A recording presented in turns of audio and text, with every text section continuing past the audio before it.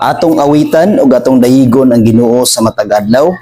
Atong imantala ang iyang pagkamaayo sa atong kinabuhi sa matag usa kanato nga sa matag adlaw gitagaan kita niya og kusog, gitagaan kita niya og maayong nga panglawas, ug gitagaan kita kanunay niya og maayo nga kinabuhi sa matag adlaw ug giubanan kita kanunay sa Dios. Atong basahon sa unang Kronikas 16 bersikulo 23 hangtod sa 24.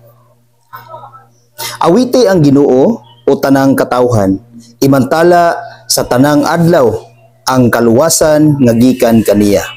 Ingon ang pulong sa Dios igsuon, atong awitan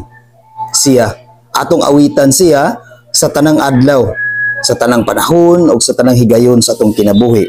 Sa matag adlaw atong imantala ang iyang pagkamaayo. Sa matag adlaw atong imantala nga siya ang Dios nga gamhanan. Siya ang Dios nga angayan nga simbahon, siya ang Dios nga angayan nga alagaran, siya ang Dios nga angayan nga dayigon.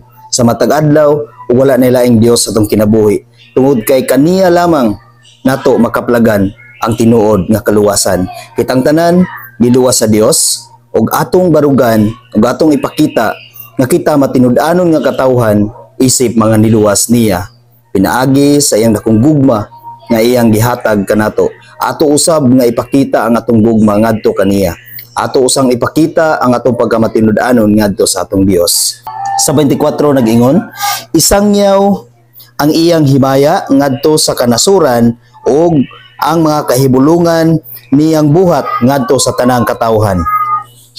Igsuon, atong ipakita ang pagkamaayo sa Dios, atong isangyaw ang iyang pulong sa matag adlaw, sa kanunay magkinabuhi kita nga adunay Dios, adunay Kristo sa atong kinabuhi, magkinabuhi kita nga Dios nun sa matag adlaw.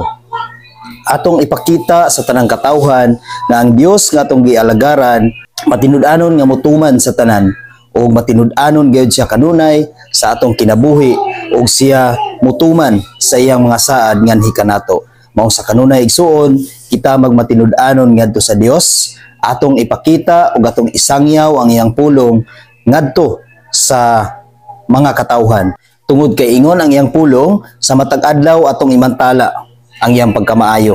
Sa matag adlaw atong imantala ang atong pagdaig, ang atong pag-awit, ang atong pagsangyaw sa iyang pulong.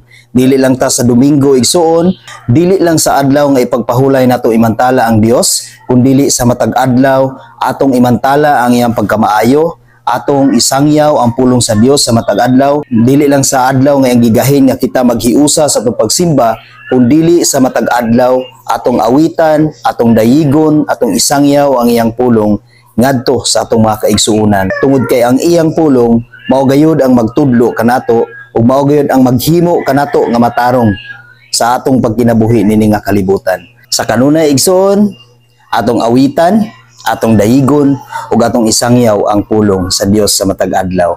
Ato gid kini ikinabuhi igsoon tungod kay ang Dios matinud-anon gyud nga mutuman sa iyang mga saad. Amen. God bless sa tanan.